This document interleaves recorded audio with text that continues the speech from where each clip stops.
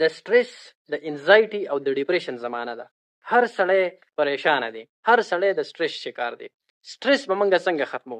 د سټرس د ختمولو طریقې درته درښیم چې تاسو خوشحالي وئ، تاسو په سور کې وئ، خو د میډیسن نه بغیر. تاسو ته زه په هر لیکچر کې، په هر ویډیو کې دا خبره کوم چې زه تاسو ته علاج ښیم، خو د میډیسن نه بغیر. د میډیسن څه زموږ کار نشته. زما مقصد دا دی چې تاسو د دې میډیسن د دې دوایانو د دنیا نه راوباسم. د دوایي چې یو پیدا ده نو لسې نقصانات دي.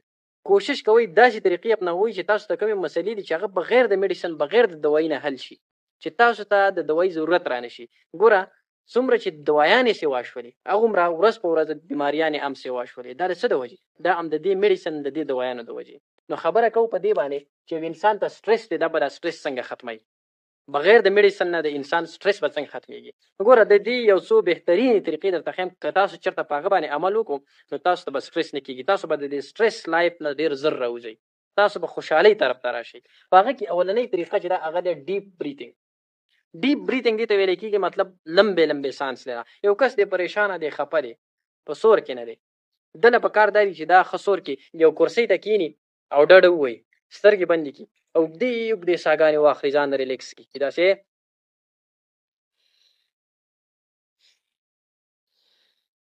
مطلب دا دی چې دې اوږدې اوږدې ساګانې په پوزه ساه واخلي او په خولې باندې یې بهر کړي. نو دا داسې طریقه ده چې دې سره د انسان دا ستوماني، د خفګانونه، دا پریشانۍ د دې سره ډېر حده پورې کمیږي. نو اولنۍ طریقه بغیر د دوایي نه، که ته غواړې چې زه سټرس ختم کړم، اوږدې اوږدې ساګانې واخله، دا ستاسو سټرس کموي. دویمه طریقه انجوای نیچر اینډ بیوټي.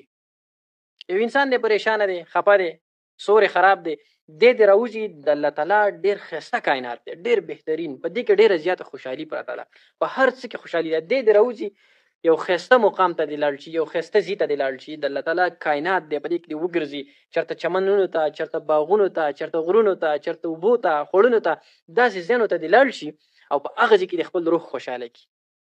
نو د الله تعالی کائنات ډېر زیات ښایسته دی او په دې کې الله تعالی روحاني یو خوشحالي ښودې ده او موږ د دې نه هغه خوشحالي نشو راخیستلی. که چېرته یو انسان په سټرس کې دی، داسې بهترینو ځایونو ته دې لاړ شي، د دې سره د هغه سټرس کمېدلی شي. درېیمه طریقه چې تاسو سټرس کم کوئ هغه دی اکسرسایز. کوم انسان په سټرس کې دی، ده له پکار دی چې دی اکسرسایز وکړي، دا ګراونډ ته ور داخل شي، دی کرکټ وکړي، دی فوټبال وکړي، دی هاکي وکړي، دی والیبال، باسکټبال، بل ګیم وکړي، بل ګیم وکړي. ګوره د دې اکسرسایز فایده دا ده چې دا د خوشحالۍ کم هارمونز دي، ډوپامین دي یا سیروټونین دي، دا هارمون د اکسرسایز سره سیکریټ کیږي. نو کله چې انسان اکسرسایز کوي، د ده د ډوپامین د خوشحالۍ هارمون سیکریټ شي، بیا انسان خوشحاله د دې سټرس نه راوځي. نو که انسان غواړي چې زه د دې سټرس نه راوځم، پکار دا دی چې دی ګراونډ ته ورننوځي. د کم ملک، د کم ښار، د کمې علاقې ګراونډز، میدانونه چې آباد دي، د لوبو میدانونه، نو د هغه علاقې اسپتالونه ویران پراته دي. مطلب دا دی چې دغه خلک صحتمند دي، دا نه بیماران کېږي. چې کم خلک ورزش کوي او کم خلک اکسرسایز کوي، کم خلک سپورټس او گیم سره مینه ساتي، دا خلک صحتمند دي. بیا د دې خلکو اسپتالونه شړ پراته دي، بیماران ورته نه راځي. نو اکسرسایز د سټرس د کمولو لپاره ډېره بهترینه طریقه ده. څلورم په کومه طریقه باندې موږ سټرس ختمولی شو؟ څلورمه طریقه ده مینیمایز سکرین. د موبایل، د لیپټاپ، د کمپیوټر سکرین دا ډېر زیات کم استعمالوه. داسې خلک به هم تاسو لیدلي په کور کې پروت دي، ډرامه ګوري ګوري ګوري چې بیا راوځي بهر ته، نو بیا یې سور خراب وي. دغه ډرامې، دغه فلمونه، دغه ایموشنل چیزونه دا داسې وي چې دا یې په داسې طریقه باندې جوړې کړي چې انسان پریشانه کوي، انسان خفه کوي. نو که تاسو غواړئ چې د سټرس نه راوځئ، نو د موبایل استعمال لږ کم کړئ، د سکرین استعمال لږ کم کړئ. دا تاسو ته سټرس جوړوي، دا تاسو په دماغ باندې بیا ټوله ورځ سوارئ.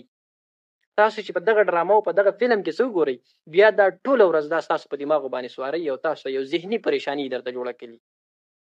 نو که تاسو غواړئ چې دا سټرس لږ کم کړو، نو که کم خلک چېرته موبایل سکرین ډېر زیات استعمالوي، ډرامې فلمونه ګوري، د دې نه لږ رابهر شي. پنځم، نو کیفین مقدار به کم کړي. زموږ خلک په تور چي باندې مړه دی، چای ډېر زیات څکي او په چي کې کیفین دي. کیفین نشه ده، دا عرضي دور د انسان ډوپامین خو سیګریټ کی چې چای انسان اوس کې یاره دماغ مې ساړه شو، دماغ مې په سور کې شو، په آرام کې شو. نو دا عرضي دور خو د انسان ډوپامین سیګریټ کې انسان ته خوشحالي او لږ سکون ملاو شي. یوازې چای نه، که سیګریټ دي، که نسوار دي، که نورې نشي دي، که هر څه دي، او دغه مقدار ته لږ کم کا، نو بیا به انشاءالله د دې سټرس نه ته رابهر شي. د دې نه علاوه بل بیلنس ډایټ مطلب دا دی چې صحتمند غذا، متوازن غذا، بهترین خوراک کو، داسې خوراک کو چې ستا وجود ته پې کمی دې پوره شي. چې ستا وجود بهترین فنکشن کوي، ټول وجود هر اندام ښکلی کار کوي، ستا چې د هارمونو کوم سیستم دی، ستا چې څومره فنکشن دي دا ټول اکټیویټي برابري، نو بیا به تا ته سټرس په اسانه سره نه کېږي. که سټرس وشي نو بیا به ډېر زر ته ځان شي منیج کولی. نو په خپل خوراک باندې توجه ورکړئ. بل اوایډ unnecessary responsibilities، د غیر ضروري ذمهواریانو نه ځان اوچت کړئ. کله چې د انسان عمر سیوا کېږي 50 60 70 ته رسي، د انسان لالچي کېږي، نو بیا به د په برید کې هم کاري، بیا به د په پټي کې هم کاري، د د په دکان کې هم کاري، د د په هر څه کې کاري. هلکه د خدای ظالمه کور کې کېنه، دا ستا عمر د دې نه دی. نو دا غیر ضروري ریسپانسیبلیټیز ذمهواریانې چې دي که نه، دا انسان ته سټرس جوړوي. نو کوشش به دا کوئ که د سټرس نه تاسو ځان راوباسئ، نو د دې غیر ضروري ذمهداریانو نه به تاسو ځان راوباسئ.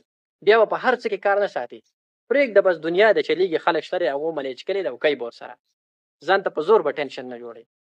که سټرس کمول غواړئ نو ځان مصروفه وساته، ځان بیزي وساته. که ته چېرته وزګار ناستې، ته به سوچونه فکرونه کوې، ستا د ذهن ته به مختلف قسم سوچونه راځي، منفي سوچونه به راځي، نیګیټیو تاټس به راځي، دغه به تا ته یو ټینشن جوړ کړی، یو ډپریشن به درته جوړ کړی. نو کوشش به ته دا کوې چې ته به ځان له نه کښېنې، تنهایي کې نه، ته به ځان مصروفه ساتې. نو په دې طریقه باندې به بیا ستا سټرس کمیږي. او د ټولو نه غټ بهترین علاج چې په هغه باندې ستاسو سټرس کمیدلی شي، هغه دی قرآن، د الله تعالی یاد، د الله ذکر.